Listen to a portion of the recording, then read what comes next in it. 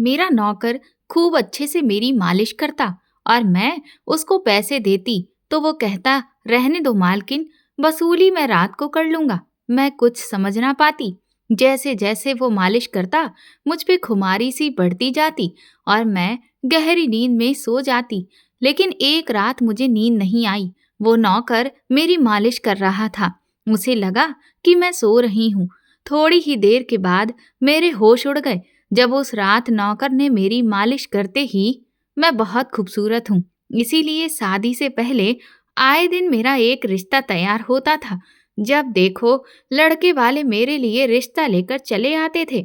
मैं अपने माँ बाप की इकलौती औलाद थी, इसीलिए मेरे पापा चाहते थे कि मैं डॉक्टर बनकर उनका नाम रोशन करूं। मगर जब मेरे इतने अच्छे अच्छे रिश्ते आने लगे तो मेरी माँ मुझसे कहती कि तुम पढ़ाई छोड़ दो और शादी करके अब अपना घर बसा लो। मगर मैं अपनी माँ से कहती कि नहीं, मुझे शादी नहीं करनी, मुझे तो डॉक्टर बनना है। और कई अच्छे रिश्ते मैं ठुकरा भी चुकी थी। पता नहीं मेरी माँ के दिमाग में कौन सी बात बैठ गई थी कि जैसे इतने अच्छे रिश्ते फिर कभी नहीं आएंगे। जब मैंने कुछ रिश्तों को ठुकराया तो मेरी माँ गुस्से से आग बबूला हो गई। मैंने अपनी माँ को शांत किया। मैंने कहा, माँ, आप समझती क्यों नहीं? पहले मुझे डॉक्टर बनना है। शादी के चक्कर में पड़कर मुझे अपना करियर खराब नहीं करना। तो मेरी माँ गुस्से में आ गई। कहने लगी, तुम अभी शादी कर लो, ये डॉक्टरी बाद में कर लेना। मेरी शादी के लिए मेरे पापा भी नहीं मानते थे। इसीलिए मेरी माँ एक बाबा के पास गई और उनसे कहा कि मैं अपनी बेटी की शादी कराना चाहती हूँ, लेकिन उसका बाप मानता ही नहीं है और ना ही मेरी बेटी मानती है। आप कोई ऐसा चमत्कार करें कि दोनों बाप बेटी शादी के लिए राजी हो जाएं। उस बाबा ने मेरी माँ से 10,000 रुपए लिए और कागज पर कुछ लिखकर दे दिया और कहा कि इसे अपनी बेटी के तकिए के नीचे रख देना और ये कागज सोने से पहले अपने पति के तकिए के नीचे रख देना। देखना, दोनों बाप बेटी शादी के लिए राजी हो जाएंगे। और फिर ऐसा चमत्कार हुआ कि मेरे पापा शादी के लिए फौरन मान गए। मैं तो हैरान थी। पता नहीं ये उस बाबा का चमत्कार था या फिर ये मेरी किस्मत में ही लिखा हुआ था।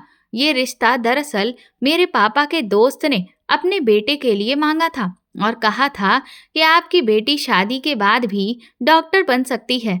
हम उसकी पढ़ाई में बिल्कुल भी रुकावट नहीं डालेंगे। बस आपकी लड़की हमें पसंद आ गई है, इसीलिए आप इस रिश्ते के लिए हाँ कर दें। ये सुनकर मेरे पापा ने शादी के लिए फौरन हाँ कर दी। बहुत ही आनंद फानन में मेरी शादी हुई थी। 15 दिन के अंदर ही अंदर मेरी शादी हो गई और मैं विदा होकर अपने ससुराल में भी आ गई। मेरे ससुराल वाले बहुत अमीर थे, इसीलिए मैं और मेरे पति अलग घर में रहते थे। मेरा पति अपने बाप का बिजनेस संभालता था, इसीलिए वो सुबह से शाम तक बिजी रहता था। मैं उसके घर गई तो ऐशो आराम देखकर मैं चौंक गई थी। हालांकि हम भी कोई गरीब लोग नहीं थे। मेरे पापा की एक अच्छी नौकरी थी और इतना कमा लेते थे कि हमारी अच्छी गुजर बसर हो जाती थी। अच्छे खाते पीते लोग थे हम, लेकिन मेरा पति तो कुछ ज्यादा ही पैसे वाला था। मेरे पति ने मेरी सेवा के लिए कई नौकरानियां रखी हुई थीं। एक नौजवान लड़का भी रखा हुआ था। ये लड़का बाहर के काम के लिए रखा हुआ था। बिजली, गैस या बाहर का कोई भी काम होता, यही लड़का करता था। मगर ये नौकर धीरे धीरे मेरे बहुत करीब आने लगा। उस नौकर ने एक दिन मुझसे कहा कि मैं यहाँ काफी सालों से काम कर रहा हूँ और आपके ससुराल वाले मुझे बिल्कुल घर का सदस्य समझते हैं। ये सुनकर मैं भी उस पर विश्वास करना शुरू कर चुकी थी। एक दिन वो मेरे कमरे में आया तो मैं अभी तक बिस्तर पर लेटी हुई थी। उसने मुझे थका थका देखा तो कहने लगा, मैडम जी, आप लेटे लेटे थक गई होंगी। अगर आपको बुरा न लगे तो मैं आपके पैर दबा दूं। ये सुनकर मैं चौंक गई। वो बहुत खूबसूरत जवान था, लेकिन मुझे मेरे पति के अलावा किसी मर्द ने नहीं छुआ था और ना ही मैंने कभी किसी नौकर से, यहाँ तक कि नौकरानी से भी पैर नहीं दबवाए थे। इसीलिए मैंने उसे फौरन ही मना कर दिया। मैंने कहा, नहीं, मुझे अच्छा नहीं लगता कि कोई मेरे पैर दबाए। ये सुनकर वो चुप हो गया और मेरे कमरे से चला गया। तभी मुझे एहसास हुआ कि मैंने उसकी बात का जवाब शायद बहुत ही सख्ती से दिया था। उसने तो मेरे भले की बात कही थी, मुझे थका थका देखा तो सोचा होगा कि मेरे पैर दबा देगा तो मेरी थकान उतर जाएगी। और हो सकता है वो मेरे ससुराल वालों का इतना विश्वास पात्र नौकर है तो वो ऐसे काम करता रहता होगा। मगर मैंने साफ साफ मना करके उसका दिल तोड़ दिया था। असल में मैं बहुत ही नरम दिल लड़की थी। शादी से पहले भी मैं हर किसी का ख्याल रखती थी कि मेरी वजह से किसी के दिल को ठेस ना पहुंचे। इसीलिए मुझे अफसोस होने लगा कि मैंने उसे इतनी सख्ती से बात की, क्योंकि मैं उसी के बारे में सोचने लगी कि ये नौकर तो काफी जवान और खूबसूरत है। पता नहीं किस मजबूरी के कारण उसको ये नौकरी करना पड़ रहा है। मैंने सोचा कि मैं इसको प्यार से समझा दूंगी कि मैं तुमसे पैर नहीं दबवा सकती हूँ। तुम एक जवान मर्द हो और मैं अपने पति के अलावा कभी किसी को ये हक नहीं देती हूँ कि वो मुझे स्पर्श करे। और शायद मेरे पति को भी ये बात अच्छी ना लगी। लेकिन अगले दिन मैं हैरान रह गई जब नौकर ने यही बात मुझसे दोबारा कही। उसने इतनी मासूमियत और प्यार से मुझसे ये सवाल दोहराया था कि मुझे उस पर दया आ गई और मैं उसे मना ना कर सकी। और वैसे भी मैं उस दिन बहुत थकी हुई थी, इसीलिए मैंने अपने पैर बिस्तर से नीचे कर लिए और उससे कहा, तुम मेरे पैर दबा दो। ये सुनकर वो खुश हो गया और उसने मेरे पैर दबाने शुरू कर दिए। वो इतने धीरे धीरे पैर दबा रहा था कि मुझे बहुत सुकून महसूस हो रहा था। यहाँ तक कि मुझे नींद भी आने लगी थी। ये देखकर वो नौकर कहने लगा, मालकिन, आपको नींद आ रही है, आप बिस्तर पर लेट जाएं, मैं आपके पैर दबाता रहूंगा। मैं तो जैसे मदहोशी में थी, इसीलिए फौरन बिस्तर पर लेट गई। वो नौकर भी बिस्तर पर आ गया और मेरे पैर दबाने लगा। और फिर उसके बाद मुझे कुछ भी होश ही नहीं रहा और मैं सो गई। मुझे नहीं पता था कि मैं कितने घंटे तक सोती रही। मेरी आंख खुली तो मैंने देखा कि वो नौकर अभी तक मेरे पैर दबा रहा था। ये देखकर मुझे उस पर तरस आ गया। मैंने हाथ बढ़ाकर अपना पर्स खोला, कुछ पैसे निकाले और उस नौकर के हाथ पर रख दिए। ये देखकर वो शर्माने लगा और बोला, मालकिन, आप मुझे पैसे देकर शर्मिंदा कर रही हैं। मेरी तनख्वाह अच्छी भली है, मुझे इन पैसों की जरूरत नहीं। ये सुनकर मैंने उससे कहा, ये पैसे तुम्हारी मेहनत का फल हैं। तुम कितने घंटों से मेरे पैर दबा रहे हो और देखो कितने अच्छे पैर दबाए कि मुझे कितनी सुकून भरी नींद आई थी। ये पैसे मैं तुम्हें इसीलिए दे रही हूँ। ये सुनकर उसने वो पैसे मुझसे ले लिए, मेरे कमरे से निकल गया। मेरा पति रात को देर से आता था, इसीलिए मैंने शाम को फिर उसी नौकर को अपने कमरे में बुलाया और उससे कहा, तुम्हारी मालिश से मुझे बहुत अच्छी नींद आती है, इसीलिए जब तक मेरा पति घर नहीं आ जाता तब तक तुम मेरे कमरे में ही रहना और मेरे पैर दबाते रहना। शायद नौकर को पैसों का लालच आ गया था, इसीलिए ये मेरी बात सुनकर खुश हो गया। कहने लगा, मालकिन, मैं तो एक छोटा सा नौकर हूँ और आपका बहुत ही सम्मान करता हूँ और इसीलिए मैं आपके पैर भी दबा देता हूँ ताकि आपको थकान ना हो, आपकी थकान उतर जाए और आपको सुकून मिले। ये सुनकर मैंने उसे कहा कि तुम्हारे हाथों में जादू है, इसीलिए तो मेरी सारी थकान उतर जाती है।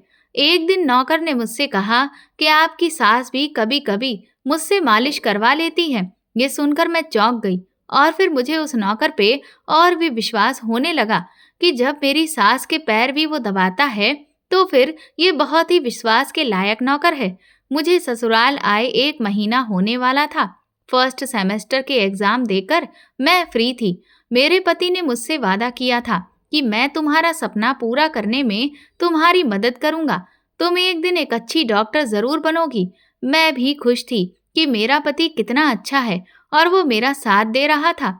मुझे ससुराल आए पूरा 1 महीना हो चुका था और इतने समय में मैंने उस नौकर को अच्छे से परख लिया था। जब भी वो मेरे सामने आता था, उसकी नजरें हमेशा नीचे रहती थीं। कभी मुझसे नजर मिलाकर बात नहीं करता था। बहुत ही सीधा साधा और शरीफ सा लड़का था। कभी भी झूठ नहीं बोलता था, हर बात सच्ची कहता था। मेरे घर में नौकरानियां भी काम करती थीं, मगर मुझे उन पर किसी भी बात पर विश्वास नहीं था क्योंकि वो झूठी और बेईमान थीं। मेरे घर की बातें बाहर मोहल्ले में बढ़ा चढ़ाकर बताया करती थीं। 1-2 बार मेरे घर का सामान भी गुम हुआ था, जो बाद में पता चला कि उन्हीं नौकरानियों ने चुराया था। इसीलिए मुझे उन पर विश्वास नहीं था और मैं उन्हें अपने कमरे में नहीं आने देती थी। ये नौकर इस घर का पुराना नौकर था, इसीलिए मैं इस पर भरोसा करने लगी थी। नौकर जब भी मेरे कमरे में आता, अपनी नजरें झुकाए रखता। वो मुझको हाथ लगाता था, मगर उसकी नीयत बुरी नहीं होती थी। वो बहुत ही सम्मान के साथ मेरे पैरों को दबाता था। ऐसा हर रात होता था। एक दिन मैंने अपने पति से कहा कि जब से हमारी शादी हुई है, हम कहीं घूमने फिरने नहीं गए। ये सुनकर मेरे पति ने कहा कि जब से हमारी शादी हुई है, तुम भी तो हर समय नींद में ही रहती हो। मैं रात को भी घर आता हूँ तो तुम गहरी नींद में होती हो। दिन को मेरे पास समय नहीं होता और रात को मेरे घर आने से पहले तुम सो जाती हो। तुम खुद जरा सोचो, तुमने और मैंने कितनी बार आपस में प्यार के पल बिताए हैं। मैं तो तरस गया हूँ तुम्हारे लिए। कभी कभी तो ऐसा महसूस करता हूँ कि जैसे मेरी शादी ही नहीं हुई है। मैं अपने दिल में सोचने लगी, ये सब नौकर की मालिश की वजह से हो रहा है। मेरे पति की शिकायत ठीक थी। मुझे रोज रात को अपने पति के लिए जागना चाहिए। शादी को 1 महीने होने वाला था और इस 1 महीने में मेरा पति मेरे पास एक बार भी नहीं आया था, सिवाय पहली रात के। मैंने फैसला किया कि आज रात जब नौकर मुझे मालिश के लिए कहेगा तो मैं उसे मना कर दूंगी, ताकि मुझे नींद ना आए और मैं अपने पति के आने तक जागती रहूं। शाम हुई तो मैं नहाकर खुद को अच्छे से तैयार किया और दुल्हन की तरह सजकर अपने बेड पर बैठ गई और अपने पति का इंतजार करने लगी। थोड़ी ही देर के बाद नौकर मेरे कमरे में आया और मुझे इस तरह सजा सवरा देखकर पहले तो वो चौंक गया। फिर मुझे मालिश के लिए पूछा तो मैंने साफ साफ मना कर दिया। मेरी बात सुनकर उसका चेहरा उदास हो गया और वो चुपचाप वापस चला गया। कुछ देर के बाद नौकर फिर से मेरे कमरे में आया। उसके हाथ में दूध का गिलास था। कहने लगा, मैडम जी, अगर आप मालिश ना करवाएं तो कोई बात नहीं, लेकिन ये दूध पी लें। गरम गरम दूध का गिलास है, आपकी सारी थकान उतर जाएगी और आपको बहुत अच्छा लगेगा। मैंने सोचा दूध पीने के लिए मना कर दूं, लेकिन फिर मैंने सोचा कि मैं उसे पहले ही उदास कर चुकी हूँ और फिर मैंने खाना भी नहीं खाया था, इसीलिए फौरन उसके हाथ से दूध का गिलास लिया और एक ही सांस में पी लिया। गिलास नौकर के हाथ में देकर मैंने उसे कहा, अब तुम जाओ और मुझे डिस्टर्ब मत करना। और फिर मैं अपने पति का इंतजार करने लगी। मगर अभी आधा घंटा ही हुआ था कि मुझे तेज नींद आने लगी। मैं खुद को जगाने की कोशिश कर रही थी, क्योंकि कुछ ही देर में मेरे पति आने वाले थे। लेकिन मेरी सारी कोशिशों के बावजूद भी मेरी नींद नहीं जा रही थी और मैं कब सो गई मुझे पता ही नहीं चला। सुबह में जागी तो नौकर फौरन मेरे कमरे में आया और कहने लगा, मालकिन, आपके लिए नाश्ता लेकर आऊं? यह सुनकर मैंने अपने पति के बिस्तर की तरफ देखा तो बेड की दूसरी साइड खाली थी। ये देखकर नौकर कहने लगा, मालिक को कोई जरूरी काम था, वो नाश्ता करके चले गए हैं। ये सुनकर मेरा पूरा मूड खराब हो गया। मैं रात भर उसका इंतजार करती रही, मगर सुबह होते ही वो ऑफिस चला गया। कम से कम इतना तो देख लेता कि मैं कितना सज सवर कर उसका इंतजार कर रही थी। अगर गलती से मेरी आंख लग गई तो वो मुझे उठा भी लेता तो हो सकता था मैं उठ जाती। अब तो मुझे ऐसा लगने लगा जैसे मेरे पति को खुद ही मेरी परवाह नहीं है। अगर वो चाहता तो रात को मुझे उठा सकता था, लेकिन उसने ऐसा नहीं किया, बल्कि ऑफिस से आने के बाद वो खुद भी सो गया। सुबह जल्दी चला भी गया। मेरा मूड बहुत ज्यादा खराब हो चुका था। मैंने नौकर को कहा कि अच्छा ठीक है, तुम जाओ अपना काम करो, मुझे अभी नाश्ता नहीं करना, जब करना होगा तो आवाज लगा दूंगी। मैं इसी खराब मूड के साथ वॉशरूम में चली गई। फ्रेश होने के लिए जैसे ही मैंने अपने कपड़े उतारे तो ये देखकर मैं चौंक गई, क्योंकि जो कपड़े मैंने रात को पहने थे वो तो ये कपड़े ही नहीं थे, ये तो कोई दूसरे कपड़े थे। हाँ, जो ज्वेलरी मैंने रात को पहनी थी वो अभी भी वैसी की वैसी ही पहनी हुई है, लेकिन कपड़े बदल चुके थे। ये सब देखकर मैं हक्का बक्का रह गई। आखिर मेरे कपड़े किसने बदल दिए? मेरा सर भारी होने लगा। मुझे ये सोच कर ही चक्कर आने लगे कि रात को मेरे साथ क्या हुआ था और मेरे कमरे में कौन था और उसने मेरे साथ क्या किया। मुझे कुछ भी याद नहीं आ रहा था। अगर मेरा पति मेरे साथ ये सब कुछ करता तो वो मुझे पहले उठाता, मुझे यूं बेहोशी में मेरे कपड़े ना बदलता।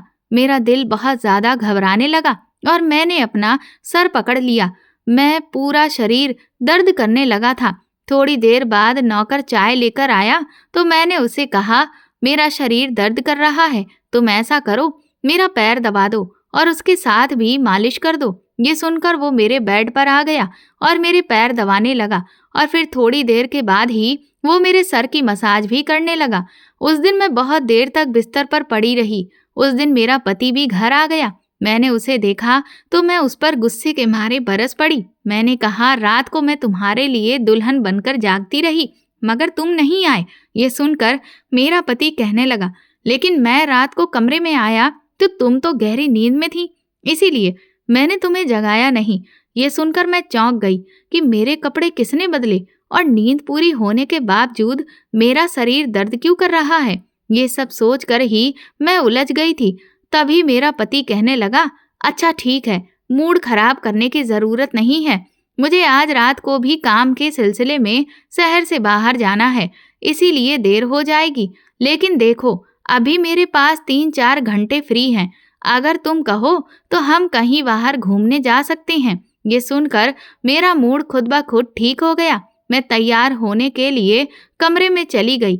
थोड़ी ही देर के बाद मेरा नौकर कमरे में आया और कहने लगा, मालकिन, छोटा मुंह बड़ी बात होगी, मगर मैं आपको यही सलाह दूंगा कि आप बाहर ना जाएं, क्योंकि मौसम खराब है और आपकी तबीयत भी सुबह से ठीक नहीं है। ये सुनते ही मुझे गुस्सा आ गया। मैंने उससे कहा, तुम मेरे नौकर हो, मेरे पति बनने की कोशिश मत करो। ये कहकर मैं बाहर चली गई। न जाने मुझे किस बात पर गुस्सा आ गया था। मैंने उस नौकर को खूब खरी खोटी सुना दी थी। वो भी तो हद से बढ़ने लगा था। वो कौन होता है मुझे ये समझाने वाला कि मैं अपने पति के साथ बाहर जाऊं या ना जाऊं। कितने समय के बाद तो ये मौका मिला था और ऊपर से वो मुझे रोकने की कोशिश कर रहा था। इसीलिए तो मैंने उसे डांट लगा दी थी और वो अपनी औकात जान गया था। जब मैं घर आई तो मेरा नौकर मेरे सामने नहीं आया था। मेरा पति मुझे गेट पे ही उतार कर वापस अपने ऑफिस जा चुका था, ये कहकर कि मैं रात को लेट आऊंगा। मैं अंदर आई तो मेरा सारा शरीर बुरी तरह से दुख रहा था। शायद मेरे शरीर को मालिश की आदत हो गई थी। तभी तो रात होते ही मेरा शरीर मालिश के लिए तड़पने लगता था। लेकिन मैं तो उस नौकर को नाराज कर चुकी थी, इसीलिए आज वो मेरी मालिश करने के लिए नहीं आया था। मैं काफी देर तक उसका इंतजार करती रही कि शायद वो खुद ही कमरे में आ जाएगा और मेरी मालिश कर देगा, लेकिन बहुत इंतजार के बाद भी वो ना आया। अब मुझे उस नौकर की जरूरत महसूस होने लगी थी, तो मैंने एक नौकरानी को आवाज लगाई और उससे कहा कि उस लड़के को अंदर कमरे में भेजो। थोड़ी देर गुजरी थी कि वो नौकर मेरे कमरे में आ गया। उसका चेहरा लटका हुआ था। वो चुपचाप मेरे बेड पर बैठ गया और मेरे पैर दबाने लगा। ये देखकर मुझे शर्मिंदगी महसूस हुई। मैंने उसे इतना भला बुरा कहा, मगर उसने मेरी बातों का बिल्कुल भी बुरा नहीं माना था। चुपचाप वो मेरा काम कर रहा था। मैंने उसे चुप चुप देखा तो कहने लगी, पता नहीं मुझे उस समय क्या हो गया था, इसीलिए मैंने तुम्हें खरी खरी सुना दी। लेकिन देखो, गलती तुम्हारी भी थी। मैं कितने दिनों से अपने पति के साथ कहीं बाहर नहीं गई थी, इसीलिए मुझे तुम्हारा यूं मना करना बुरा लगा था। इसलिए मुझे माफ कर दो। मैं उसकी मालकिन थी और उसे इस काम के पैसे भी देती थी, मगर अभी मुझ में इंसानियत जिंदा थी, इसलिए मैंने मालकिन होकर भी नौकर से माफी मांग ली थी। क्योंकि भले ही वो नौकर था, मगर वो भी तो एक इंसान ही था। मेरी बात सुनकर वो कहने लगा कि मैं आपका नौकर हूँ, इस काम के लिए मैं आपसे तनख्वाह लेता हूँ। आपको हक है कि आप जो चाहे मुझे कह दें। मैं चुप हो गई, मगर मैंने सोच लिया था कि आगे से ऐसा कुछ नहीं कहूँगी। वो देर रात तक मेरी मालिश करता रहा और फिर मुझे नींद आ गई। मुझे नहीं पता कि वो नौकर मेरे कमरे से कब गया और कब मेरा पति घर आया। मैं सुबह जागी तो मेरा पति बाथरूम में था और बाहर जाने के लिए तैयार हो रहा था। मैं उसे हैरानगी से देख रही थी। मुझे इस बात का पता नहीं चलता कि मेरा पति कब कमरे में आता था। मैं सोचने लगी कि इस नौकर की मालिश में भला ऐसा क्या जादू था कि वो मेरे पति के आने से पहले मेरी मालिश करता। मैं गहरी नींद में सो जाती थी। सुबह जब उठती तो मेरा सर भारी भारी होता और मैं चलने फिरने में भी अपने पैरों में दर्द महसूस करती थी। मगर ये बात मैंने अपने पति को नहीं बताई थी, क्योंकि मैं नहीं चाहती थी कि ये बात मेरे पति को पता चले कि मैं इस नौकर से मालिश करवाती हूँ। एक दिन मेरा पति दिन के समय घर पे था। मैंने नौकर से सारे घर के काम करवाए और अपने कमरे में उसे नहीं आने दिया। नौकर भी घर के सारे काम करता रहा। मसाज वाली बात किसी के सामने नहीं निकाली थी। मैं भी चाहती थी ये बात किसी को पता ना चले। इसी बीच जब मेरा पति घर से बाहर जाता तो मैं उस नौकर को अपने कमरे में बुला लेती थी। एक दिन मेरा पति अचानक ही घर आ गया और मैं कमरे में थी और वो नौकर मेरे पैरों की मालिश कर रहा था। जैसे ही मैंने अपने पति की गाड़ी का हॉर्न सुना, मैं एकदम से घबरा गई। वो नौकर भी बड़ा समझदार था। वो भी शायद समझ गया था मैं मालिश वाली बात अपने पति को नहीं बताना चाहती थी। अभी मैं उस नौकर को अपने मुंह से बोलने ही वाली थी कि तुम जाओ। इससे पहले वो खुद ही उठकर कमरे से बाहर चला गया और दूसरे कामों में लग गया और मेरे पति को कुछ भी पता नहीं चला। मैं मसाज घर की नौकरानी से भी करवा सकती थी, मगर पता नहीं इस नौकर के हाथों में क्या जादू था कि मैं उसे हर रोज अपने कमरे में बुला लेती थी। पता नहीं मुझे क्या होता जा रहा था। जिस रात मैं नौकर से मसाज ना करवाती, उस रात मेरे पूरे शरीर में दर्द होता रहता था। एक रात मैंने नौकर से मालिश करवाई और गहरी नींद में सो गई। सुबह मेरी आंख खुली तो फिर से मेरे कपड़े चेंज हो चुके थे और ये देखकर मैं फिर हैरान हो गई। आखिर ये सब चल क्या रहा था? ऐसा मेरे साथ कौन कर रहा था? क्या मेरा पति मेरे साथ ही कर रहा था? मैं सोच में पड़ गई और शीशे के सामने खड़ी हो गई तो चौंक गई, क्योंकि मेरे पूरे शरीर पर लाल रंग के निशान पड़े हुए थे। ये कैसे निशान थे?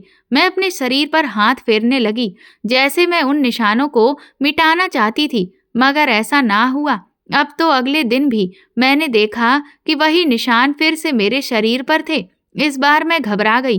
तभी मेरे कमरे में नौकर आ गया। उसने मुझसे मालिश का कहा।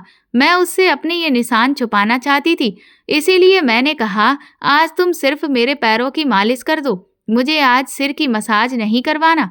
उसने मुझसे कुछ नहीं पूछा, मगर मैं अंदर ही अंदर डर रही थी। अगर किसी दिन मेरे पति ने ये निशान देख लिए तो मैं उसे क्या जवाब दूंगी? मैं ये सोच सोच कर ही थक चुकी थी। मैंने अपना सर तकिए पर रख दिया और नौकर मेरे पैरों की मालिश करने लगा। मेरी आंखें नींद से बंद होने लगी थीं। तभी नौकर ने मुझे एक ऐसी बात कही जिसे सुनकर मेरे होश उड़ गए। उसने कहा, आप मुझे बहुत अच्छी लगती हैं। मेरी आंखें नींद से बोझिल होने लगी थीं। मुझे उसकी बात सुनाई दे रही थी, लेकिन मैं कुछ बोल नहीं पा रही थी, क्योंकि मैं बहुत ही गहरी नींद में जा रही थी और फिर मैं सो गई। सुबह जब मेरी आंखें खुली तो मेरा पति भी बिस्तर पर लेटा हुआ था। मेरा सर बहुत भारी हो रहा था और शरीर दर्द से टूट रहा था, मगर इसके बावजूद मैं अपने पति के करीब आई और उसे धीरे से अपने और करीब कर लिया था और फिर मैंने उसे अपने शरीर के निशानों के बारे में भी बता दिया। मैंने सोचा कि ये निशान बढ़ रहे हैं, इसीलिए मुझे ये बात अपने पति को पहले ही बता देनी चाहिए। ये सुनकर मेरे पति ने मेरे शरीर से कपड़ा हटाया तो वो तो एकदम से उछल ही पड़ा। वो मुझसे एकदम से दूर हो गया। कहने लगा, तुमने मुझे धोखा दिया है, बेवफाई की है तुमने मेरे साथ और उसी की ये सजा मिली है। तुम्हें ये कोई बीमारी नहीं बल्कि तुम्हारा पाप है। मुझ में क्या कमी थी जो तुमने दूसरे मर्द की तलाश कर ली? मैं काम में बिजी था, मर तो नहीं गया था कि तुमने एक और चक्कर चला लिया। ये सुनकर मैं हक्का बक्का रह गई थी। मैंने उसे कहा, आप ये कैसी बातें कर रहे हैं? मैं बेकसूर हूँ। मेरा पति हंसने लगा और कहा, ये निशान बता रहे हैं कि तुम पापी हो। इन निशानों को देखकर कोई भी बता सकता है कि तुम्हारे साथ किसी गैर मर्द ने रातें बिताई हैं। ये निशान इस बात के गवाह हैं। मैं बिल्कुल भी धोखा नहीं खा सकता कि ये निशान एड्स बीमारी के निशान हैं। तुम मुझसे दूर रहो, वरना तुम्हारी ये बीमारी मुझे भी लग जाएगी। अभी के अभी मेरे घर से निकल जाओ, मैं तुम्हें तलाक के पेपर भेज दूंगा। उसने मुझे धक्के मारकर अपने घर से निकाल दिया। मैं तो समझ ही नहीं पा रही थी कि ये सब कुछ एक ही पल में क्या हो गया था। मैं रोते हुए अपने माँ बाप के घर आ गई। उन्हें अपनी बेगुनाही का विश्वास दिलाया। वो मेरे अपने थे, इसीलिए उन्होंने मुझ पर विश्वास कर लिया। मेरे पापा ने कहा कि मैं दामाद जी से बात करूंगा और उन्हें समझाऊंगा कि हमारी बेटी ऐसी नहीं है। लेकिन मेरे पापा के जाने से पहले ही तलाक के पेपर मेरे घर आ चुके थे और मेरी हंसती मुस्कुराती दुनिया उजड़ गई थी। मैं इसका जिम्मेदार किसे ठहराती? कोई भी तो नहीं था जिसे मैं अपनी इस उजड़ी हुई जिंदगी का जिम्मेदार ठहराती। मैं खुद को भी कसूरवार नहीं ठहरा सकती थी, क्योंकि मैंने कभी कोई गलत काम नहीं किया था। मैं तो अपने पति के अलावा किसी दूसरे मर्द को देखती भी नहीं थी। मैं दिन रात अपने कमरे में पड़ी रहती, बाहर निकलने का मन नहीं होता था। ऐसा लगता था जैसे जिंदगी से मेरा विश्वास उठ गया है और जिंदगी जीने की कोई उमंग नहीं बची थी। सेकंड सेमेस्टर शुरू हो चुके थे, लेकिन कॉलेज जाने का भी मन नहीं होता था। मेरे माँ बाप मुझे समझाते कि एक इंसान के जाने से जिंदगी खत्म नहीं हो जाती, लेकिन मैं अपना दुख उन्हें कैसे समझाती? बात ये नहीं थी कि मेरे पति ने मुझे छोड़ दिया था, बात तो ये थी कि मेरे पति ने मुझ पर कितना घटिया इल्जाम लगाया था। एक दिन मेरी माँ मेरे कमरे में आई और कहने लगी, तुमसे कोई मिलने आया है। मैं भागती हुई बाहर आई कि शायद मेरा पति आया हो, उससे मेरी बेगुनाही का एहसास हो गया हो। मगर वहां मेरा पति नहीं, बल्कि वही नौकर था जो घर के काम करता था। मैंने उससे आने की वजह पूछी तो वो कहने लगा, मैं आपके निशानों के बारे में जान गया हूँ। ये सब सुनकर मैं चौंक गई और नौकर ने जो बात बताई, उन निशानों को लेकर मैं हक्का बक्का से उसका मुंह देख रही थी। मैंने आगे बढ़कर उस नौकर के शर्ट के बटन खोल दिए। मुझे अब समझ में आ गया था कि मेरे पति ने मुझ पे इतना गलत इल्जाम क्यों लगाया था। मैंने नौकर के मुंह पे 2-3 थप्पड़ जड़ दिए। मैंने रोते हुए उसका गिरेबान पकड़ लिया। मैंने कहा, बताओ, जो निशान मेरे शरीर पर है वो तुम्हारे शरीर पर भी हैं। बताओ, मालिश के बहाने तुमने मेरे साथ क्या किया था? मुझे सच सच बताओ, वरना मैं तुम्हें अभी के अभी पुलिस के हवाले कर दूंगी। मैं उस नौकर के गिरेबान को जोरदार पकड़ के खींच रही थी। ये सुनकर नौकर ने मेरे दोनों हाथ पकड़ लिए और कहने लगा, मेरा नाम अमित है और मैं तुम्हारे साथ तुम्हारे कॉलेज में पढ़ता था। तुमसे 1 साल सीनियर था और मुझे तुमसे प्यार हो गया था। मैं भी डॉक्टर बनना चाहता था। मैंने सोचा था कि जब हम दोनों डॉक्टर बन जाएंगे तो मैं तुम्हारे पापा से तुम्हारा हाथ मांग लूंगा। मगर तुम्हारी सहेली से पता चला कि तुम्हारी माँ तुम्हारी शादी जल्द से जल्द करना चाहती है। इसलिए मैं बहुत ज्यादा डर चुका था कि कहीं मैं तुम्हें खो ना दूं। डॉक्टर बनने में तो अभी बहुत समय था और इतने समय में तुम पराई हो जाती और मैं तुम्हें खो देता। इसी डर के कारण मैंने तुम्हारे घर अपना रिश्ता भेज दिया, मगर तुम्हारे पापा ने इनकार कर दिया, ये कहकर कि मैं अपनी बेटी की शादी तब करूंगा जब वो डॉक्टर बन जाएगी। तुम्हारे पापा की बात सुनकर मुझे सुकून हो गया था और मैं अपनी पढ़ाई में बिजी हो गया। मुझे 1 हफ्ते के लिए अपने कजन की शादी के लिए शहर से बाहर जाना पड़ा और इसी बीच तुम्हारी शादी हो गई। वो ये सब कुछ मुझसे कह रहा था और मैं अविश्वास से उसे देख रही थी। वो कहने लगा, मैं वापस आया तो मेरी मोहब्बत किसी और की दुल्हन बन चुकी थी और मैं तुम्हारे प्यार में, तुम्हारी दीवानगी में तुम्हारे घर का नौकर बन गया था ताकि मैं तुम्हारे करीब रह सकूं। मैं तुम्हारे करीब आना चाहता था, इसीलिए मालिश के बहाने तुम्हारे कमरे में आता और रात को तुम्हारे दूध में बेहोशी की दवा मिला देता था ताकि तुम सोती रहो और तुम्हारा पति तुम्हें हाथ ना लगाए, क्योंकि तुम सिर्फ मेरी थी और मैं तुम्हें किसी और के करीब नहीं देख सकता था।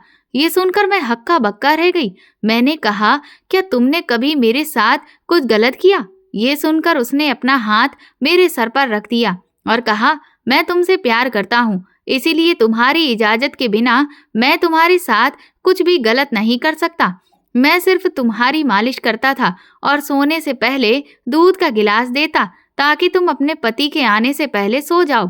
तुम्हारे सोते ही मैं चुपचाप कमरे से चला जाता, कभी तुम्हें गलत इरादे से स्पर्श नहीं किया था।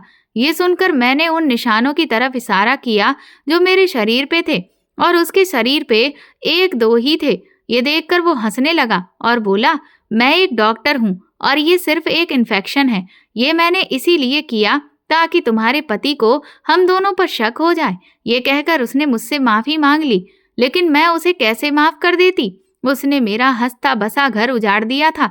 मैं उसे फटी फटी आंखों से देख रही थी। मैंने उसे धक्का देकर घर से निकाल दिया। मैंने कहा कि मैं तुम्हें कभी भी माफ नहीं करूंगी। तुमने मुझ पर एक घटिया इल्जाम लगवाकर मेरा तलाक करवाया है। मेरे सामने वो हाथ जोड़कर खड़ा हो गया, कहने लगा, मुझे माफ कर दो। मैं मानता हूँ मैंने जो कुछ किया गलत किया, लेकिन मैं तुमसे प्यार करता हूँ और शायद तुम्हारे बिना जिंदा नहीं रह सकता। इसी डर की वजह से मैंने तुम्हारे घर का नौकर बना और तुम्हें पाने की खातिर ये सब कुछ किया। मुझे माफ कर दो और जो कुछ भी हुआ उसे भूल जाओ। मेरे साथ एक नई दुनिया बसाओ। मैं तुमसे वादा करता हूँ तुम्हें जिंदगी में कोई दुख नहीं दूंगा, हमेशा तुम्हें खुश रखूंगा। उसकी आंखों में आंसू चमक रहे थे और चेहरे पर सच्चाई भी थी, लेकिन मैंने उसकी एक ना सुनी और उसे घर से बाहर निकाल दिया। मेरे माँ बाप को भी सारी सच्चाई पता चल चुकी थी। सारा दोष उसी लड़के का था। मैं अपनी माँ के सीने से लगकर फूट फूट कर रोई थी। गलती किसी की भी हो, लेकिन सजा तो मुझे मिली थी।